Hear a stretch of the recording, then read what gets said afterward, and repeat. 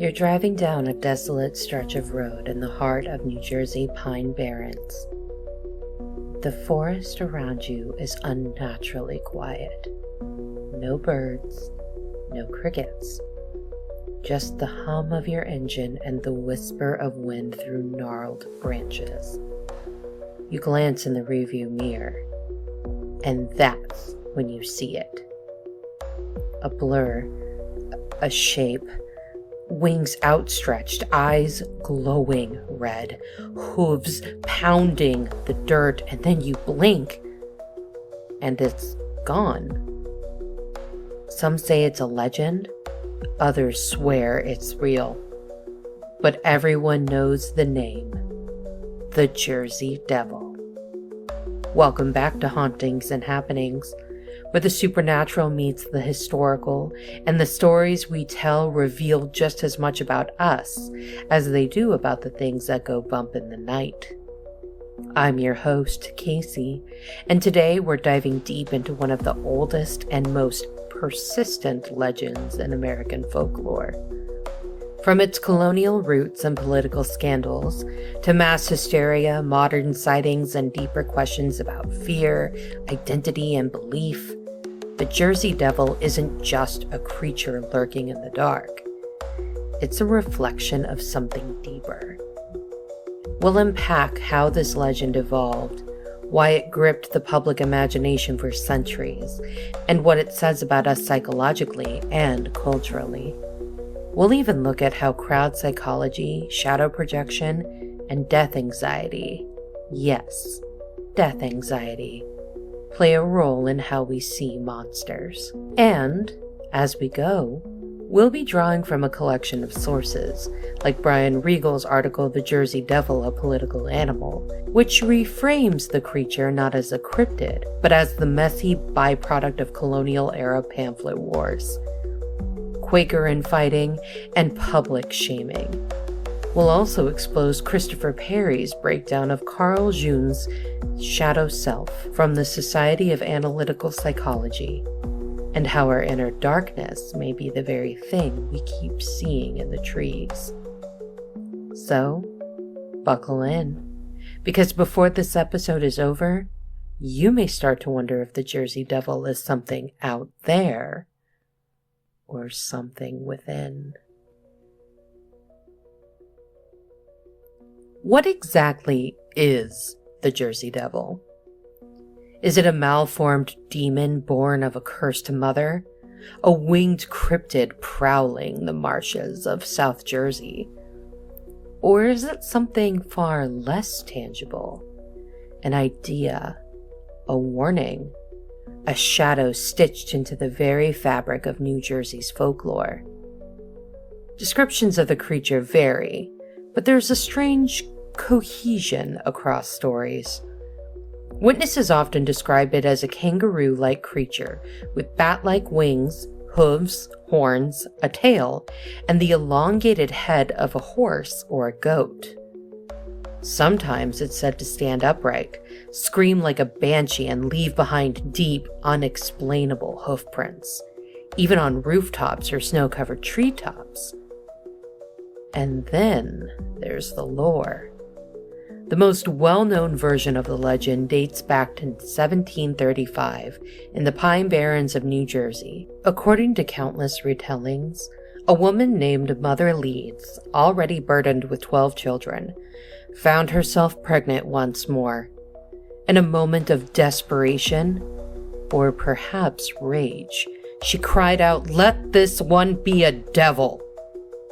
When the baby was born, it transformed before the eyes of the midwife and family, sprouting wings, claws, and hooves.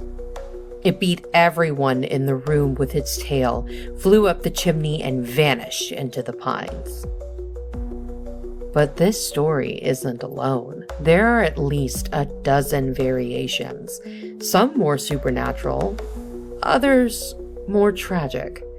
One tale says the child was the result of a woman's relationship with a British soldier during the Revolutionary War, and the creature was a curse laid on her by the townspeople.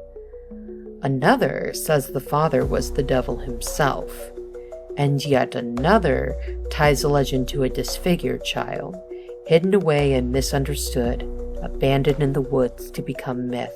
As Susan Ferrier recounts in her article, The Jersey Devil, Legend, Lore, Hoax, published on Gen X Traveler, the creature's origin is tangled in both myth and local history.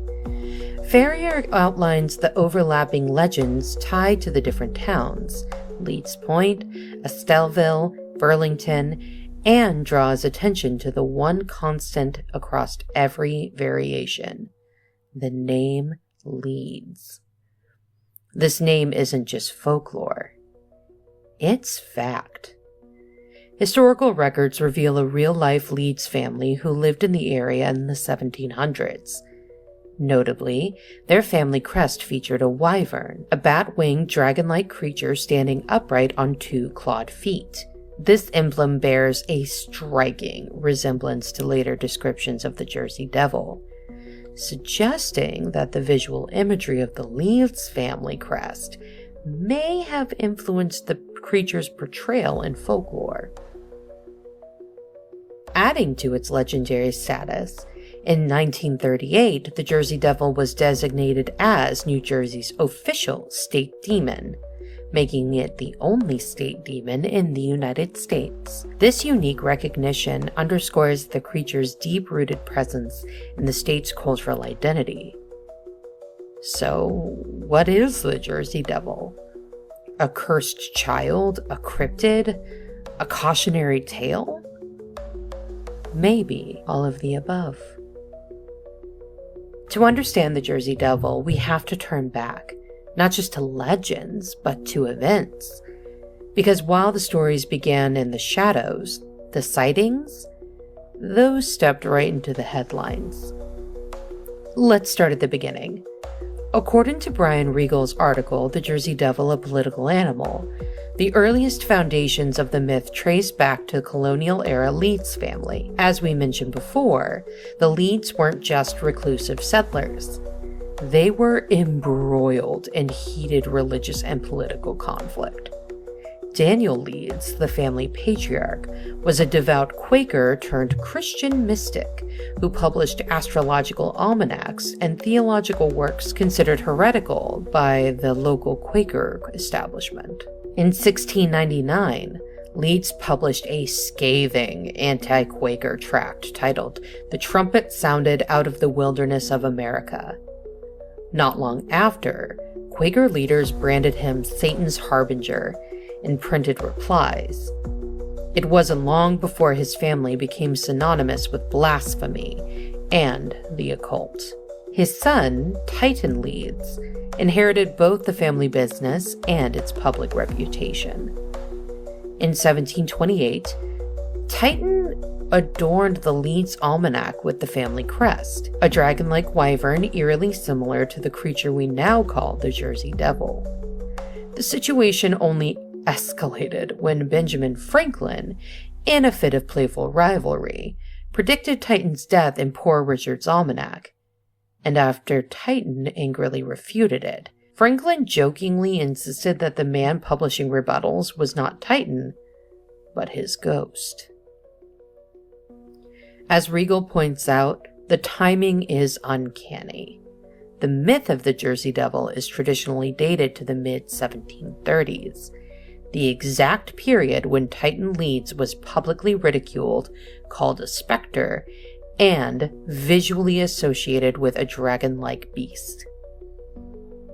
But sightings of something strange in the Pine Barrens long predate the media circus of the 20th century. According to Dave Giuliano on Shadowlands.net, and Echo in Josh Backen's Patch article, Truth or Tale, Encounters with the Jersey Devil, reports began resurfacing throughout the 1800s. In 1820, Joseph Bonaparte, brother of Napoleon and former king of Spain, claimed he saw the devil while hunting in Bordentown. Between 1840 and 1841, dozens of livestock were found mutilated, and terrifying screams were heard in the night. strange tracks appearing in Long Beach, Brigantine, Leeds Point, and Smithville. As towns grew, stories traveled. Some even believed that the Jersey Devil was a harbinger of war, with sightings noted before the Civil War, the Spanish-American War, World War I, and, most chillingly, on the eve of Pearl Harbor in 1941. But it wasn't until January 1909 that things truly erupted. From the 16th to the 23rd, the Delaware Valley descended into chaos. Over 1,000 people reported encounters with a terrifying winged creature. Towns across South Jersey and even parts of Pennsylvania and Delaware were gripped with fear. Schools closed, factories shut down, armed posses roamed the Pine Barrens. Newspapers called it the Leeds Devil, the Flying Hoof, and eventually, the name that stuck, the Jersey Devil. Sightings flooded in. A creature seen flying over Woodbury, its eyes glowing red. Hoof prints in the snow found on rooftops, yards, and between treetops. A police officer who opened fire as the beast screamed and vanished. A woman in Camden who claimed the devil tried to snatch her dog. And firefighters who blasted the beast with a hose, only for it to charge before vanishing into the sky. The panic was so real that trolleys ran with armed guards. Churches filled with terrified worshippers, and people refused to leave their homes. But while fear reigned in the streets, some saw an opportunity. That same week, Charles A. Bradenberg, owner of the 9th and Ark Street Museum in Philadelphia, teamed up with promoter Norman Jeffries to stage a hoax. According to Brian Regal, Jeffries planted exaggerated stories in the newspapers, then unveiled a fabricated Jersey Devil exhibit, complete with a taxidermied kangaroo and painted wings. It was a media stunt, a cash grab. But it worked. The museum's attendance skyrocketed. And the public? They didn't care. The myth had already taken flight. Even after the 1909 panic faded, the sightings didn't stop. In 1927, a cab driver near Salem claimed a fur-covered creature landed on his car and shook it violently. In 1951, residents of Gibbsboro reported a 2-day invasion of a winged monster. In 1961, 2 couples parked in the Pines fled in terror after hearing screeches and watching the roof of their car cave in. And then in 1987, a German Shepherd was found torn apart, its body surrounded by unidentifiable tracks. From cannonballs fired by Commodore Stephen Decatur, to a farmer's field, to the lips of an elderly woman in Camden tenement, one thing has remained constant. People are still seeing something. Whether hoax, hysteria, or horror, the Jersey Devil refuses to die. And, as we'll continue to explore, that may be because the devil was never just in the woods. It might have always been in us. So why does a story like the Jersey Devil endure?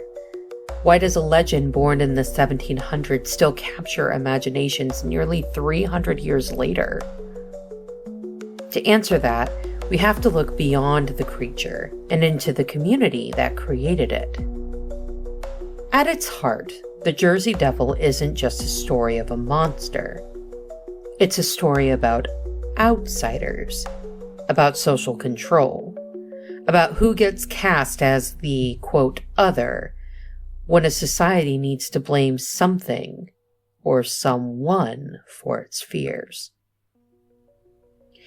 In his article, Regal makes a compelling case that the devil wasn't born in a barn or a swamp, but in print, in the political and religious pamphlet wars of colonial New Jersey The Leeds family, once Quaker but later Anglican, published astrology-laced almanacs and theological arguments that enraged the Quakers' majority.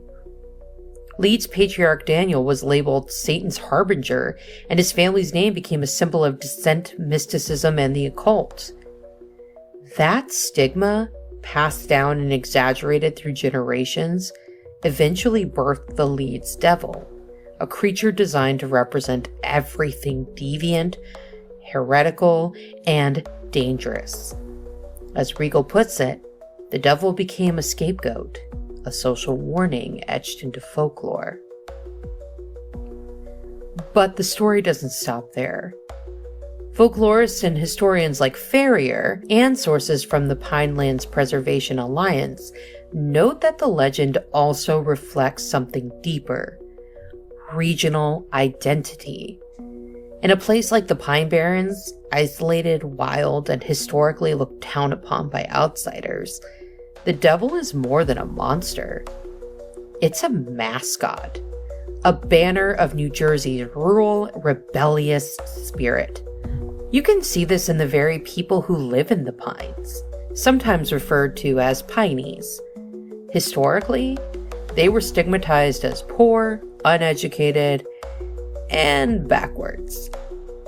As the Hoboken Girls article, The History of New Jersey's Piney Culture, explains, early 20th century journalists and scientists described them as degenerates, fueling stereotypes and distancing them from the urban elite.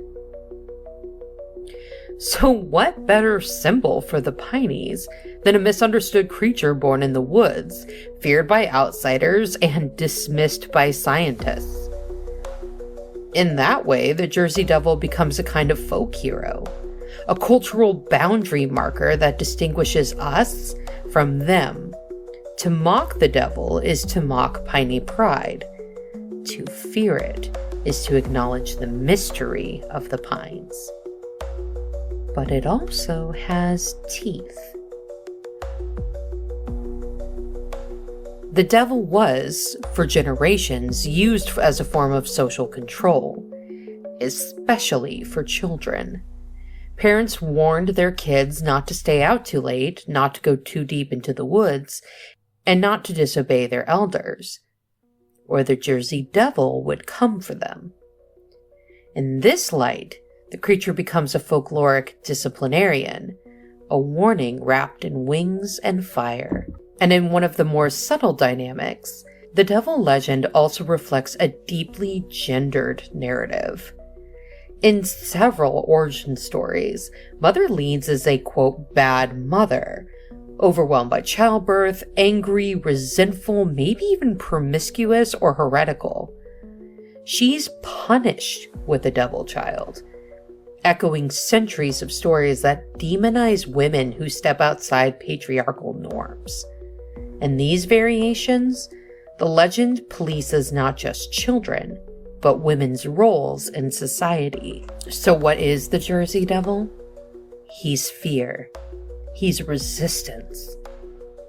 He's the whisper in a culture's ear that says, step out of line. And this is what happens. But just as folklore can be used to control, it can also be used to connect. In his article, Family Folklore, the Jersey Devil, aka the Leeds Devil, author David Clark notes that stories of the devil are passed down in families like heirlooms.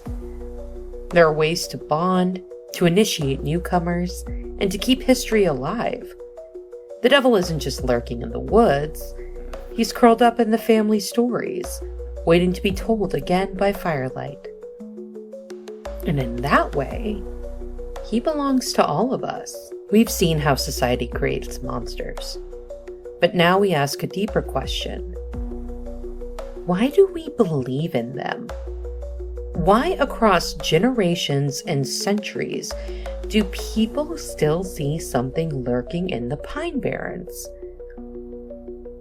The answer may lie less in the woods and more in the mind. Let's start with crowd psychology. In 1909, over 1,000 people reported seeing the Jersey Devil in the span of 1 week. Schools closed, towns shut down, armed mobs took to the streets. This wasn't just folklore, it was mass panic. Psychologists refer to this as de-individuation, a process where people lose their sense of self in a group and behave in ways they never would alone. According to the Psychologies Today article, The Psychology of Mob Mentality, factors like anonymity, heightened emotions, and the diffusion of responsibility all contribute to impulsive and even irrational group behavior. As the Grouport Journal explains in Understanding the Crowd, humans have a powerful instinct to perform to group norms. Once fear spreads, it becomes contagious, shared, magnified, and often detached from reality. We saw it in 1909, but we also see it in modern viral hoaxes, conspiracy theories, and even online witch hunts. The Jersey Devil wasn't just a monster, it was a mirror, reflecting collective anxiety through the lens of folklore. But the fear goes even deeper. In his writings on the unconscious, Swiss psychoanalyst Carl Jung proposed the idea of the shadow self, the dark, hidden part of the psyche containing all the traits we repress or deny. According to Christopher Perry, writing for the Society of Analytical Psychology, the shadow is the thing a person has no wish to be. The selfishness we hide, the rage we suppress, the fear we bury. But here's where it gets eerie. What Jung found, and what so many psychologists have confirmed, is that when we fail to confront the shadow within, we start to project it outward. We see it in other people, in groups we fear, in the things we don't understand, or in monsters. As Gail Longy explains in the Jungian Shadow and Self-Acceptance, the more we reject these parts of ourselves, the more unstable we become. The shadow gains power. It seeps out in dreams, in fantasies, and yes, in stories. Sometimes that projection takes the form of a grotesque body, cloven hooves, wings, and a distorted face. As Perry notes, we often transfer shame or discomfort with our own physicality into imagined beings, calling them bloody, shitty, monstrous. In a creature like the Jersey Devil, our anxieties about the animal self, the deviant body, and uncontrolled emotion take a symbolic form. And the root of that projection? Shame. Perry writes that we all tend to feel ashamed of our shadow, some cripplingly so. The more we repress that shame, the more terrifying the reflection becomes. The Jersey Devil, then, may not just be what we fear, but what we are desperately trying to hide.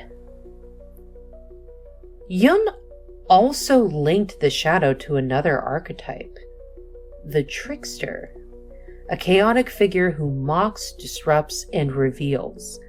The trickster is duplicitous, crude, and even humorous.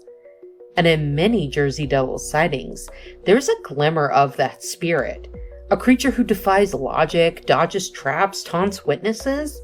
It's not just terrifying, it's teasing. The devil may be evil, but he's also in on the joke. But there's an even more haunting theory, one that goes beyond myth, beyond psychology, and into the existential. Terror management theory, first developed by Greenberg, Solomon, and Pachinski.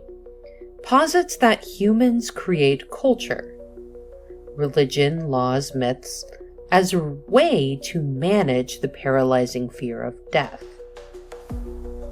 In Kun Wang's article, Coping with Mortality, Salience, the Role of Connection Thinking and Afterlife Beliefs in the Chinese Context, he explains that when we're reminded of our mortality, when death salience is triggered, we cling harder to beliefs, rituals, and stories that give us control. And what better tool than a monster? The Jersey Devil becomes a guardian of the threshold, a folkloric embodiment of death, danger, and the unknown. By giving our fears a shape, a name, and a set of rules, we reduce their power. It's not death we fear. It's the formlessness of fear. And the devil, in all his horns, hooves, and shrieking wings, gives that fear a body. So why do we keep seeing him? Because some part of us wants to, needs to. The Jersey Devil is an outlet, a reflection, a shield.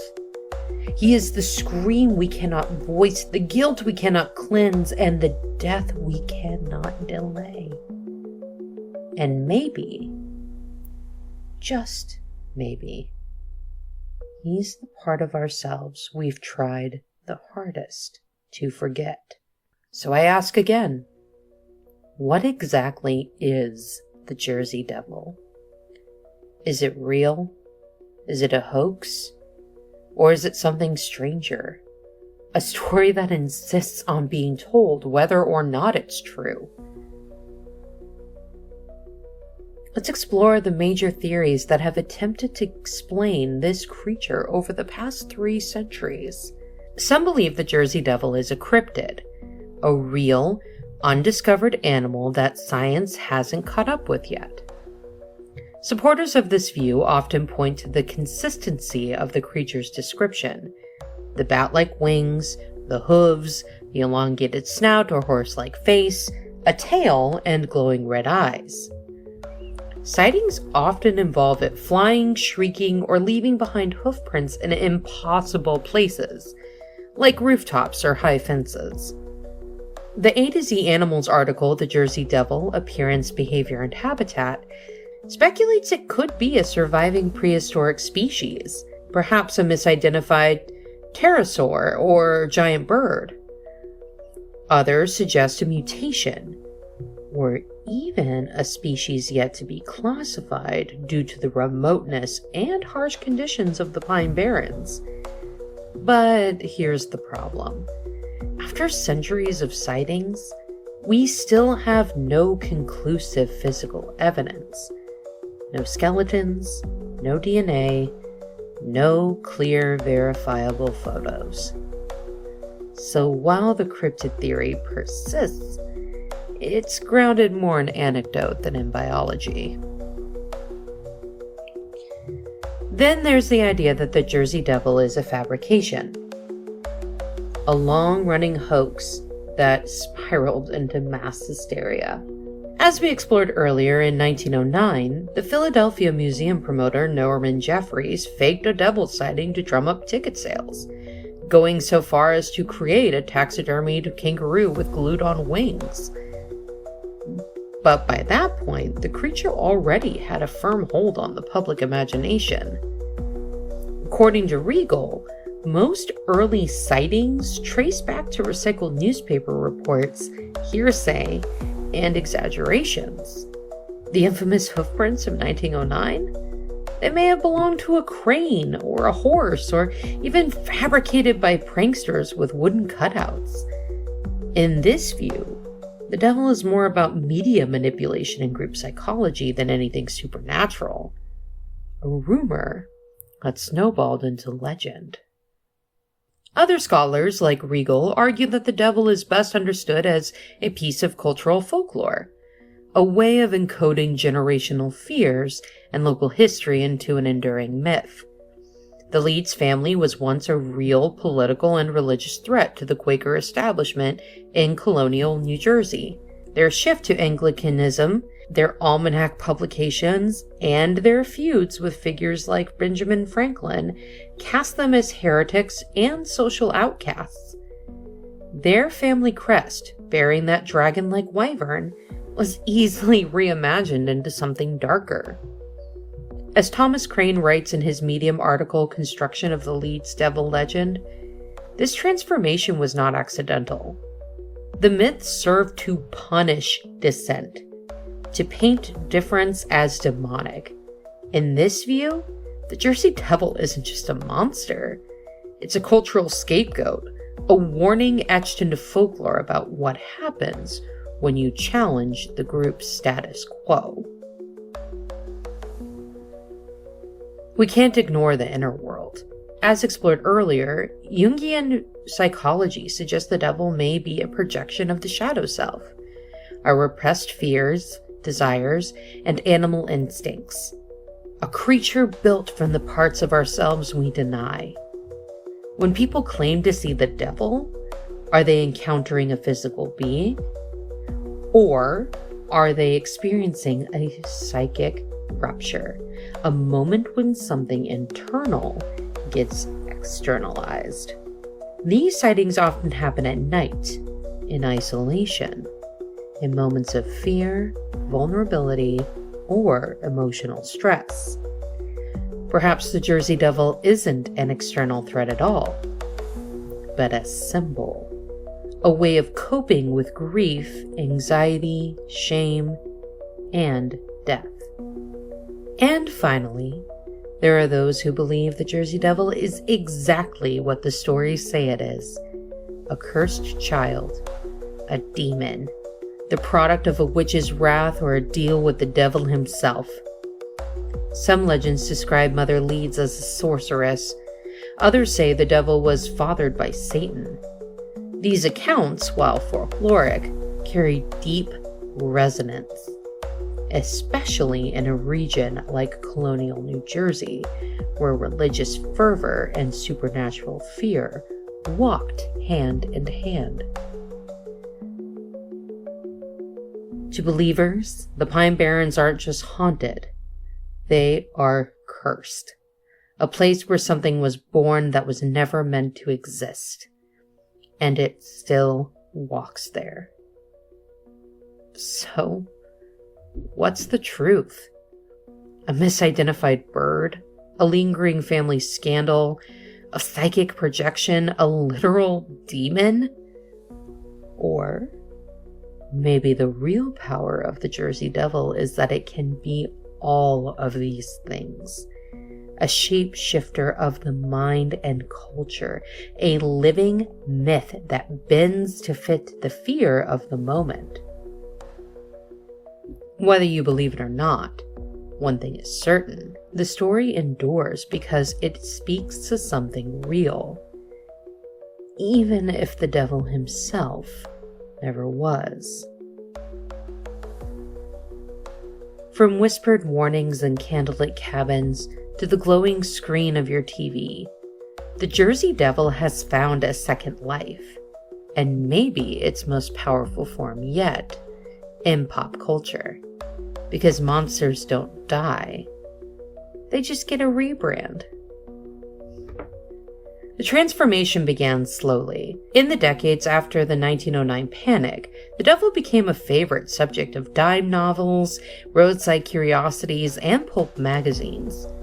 But as time went on, he made his way into mainstream media, no longer feared, but famous. In 1938, the state of New Jersey made it official. The Jersey Devil was designated the country's only state demon.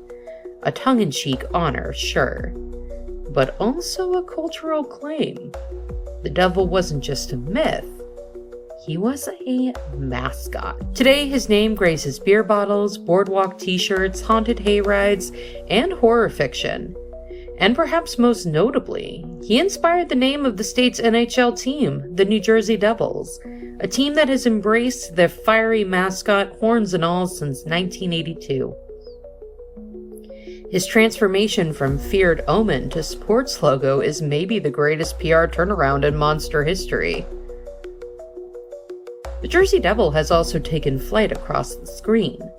He appeared in The X-Files Season 1, Episode 5, in a storyline that reimagined the devil as a feral woman stalking the woods of Atlantic City. Though not a faithful retelling of the Leeds legend, the episode introduced the myth to a new generation, and helped cement the devil's status as a cryptid of interest.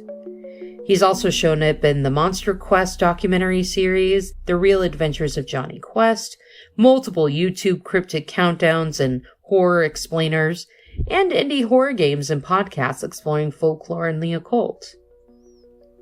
And let's not forget the indie horror films like 13th Child, which directly adapts the devil myth into a cinematic creature feature, even if reviews were as terrifying as the monster. But the devil doesn't just haunt screens and stories, he haunts tourism. In recent years, the Pine Barrens have become a hotspot for paranormal tourism, drawing cryptid hunters, folklorists, and curious skeptics. You can now take a Jersey Devil adventure tour, buy handmade devil figurines in Leeds Point, join devil hunts or haunted hikes through the Pine Barrens, and visit museums and roadside attractions dedicated to local lore. As detailed by the Pinelands Preservation Alliance and Pinelands Adventures, these tours often blend ecology, history, and legend, painting the devil not just as a monster, but as a cultural ambassador for South Jersey's mysterious wilderness. In the social media era, the Jersey Devil has been reborn again as a meme. On Twitter and Reddit, people share blurry sightings, creepy fan art, or mock arguments about whether the devil would beat Bigfoot in a fight. TikTok creators post mini horror stories, glitchy trail cam footage, and Pine Barrens travel vlogs with creepy audio overlays. It's urban legend as performance, horror as content, a once feared beast now living rent-free in the algorithms.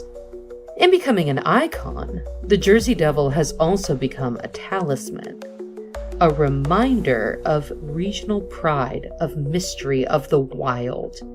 He represents the shadowy edge of New Jersey's history, the unapologetic weirdness of its back roads, and the deep cultural need for stories that bite back. He may not scare us the way he once did, but he's not going anywhere. Because the moment a monster enters pop culture, they become immortal. The Jersey Devil has been called many things: a cryptid, a demon, a disfigured child, a hoax, a warning, a joke. But what he is, really, depends on who's telling the story. To some, he is a symbol of the unknown, of wild lands and untamed fears. To others, he's an echo of injustice, born of political smearing, religious prejudice, and the demonization of outsiders. For some, he's an existential scapegoat, a creature to carry the burdens we don't want to face within ourselves. And for many, he's still out there. They say if you drive through the Pine Barrens at night, windows down, headlights catching the mist, you might hear something. A screech, a wing beat, hoof prints where there should be none. And maybe that's the point. Because whether he's real or not, the Jersey Devil endures because he means something. He tells us about who we fear and who we've been told to fear. He whispers truths about our shame, our fear of death, our need for belonging, and our deep primal need to turn the chaos of the world into a creature with claws and a name. He is the story we tell when we don't know how to explain the dark. He is the shadow that survives history's attempts to forget him. He is the mystery that refuses to be solved. So, what lurks in the pines? Maybe just trees. Maybe something more. But one thing's certain. Whether he's in the woods, in your dreams, or somewhere in between, the Jersey Devil is still watching. And maybe he's been watching all along. Thank you for joining us on today's journey into the unknown. If you enjoyed this episode of Hauntings and Happenings, don't forget to subscribe, leave a review, and share it with fellow seekers of the strange. Got a story, theory, or a haunted hotspot you want us to explore?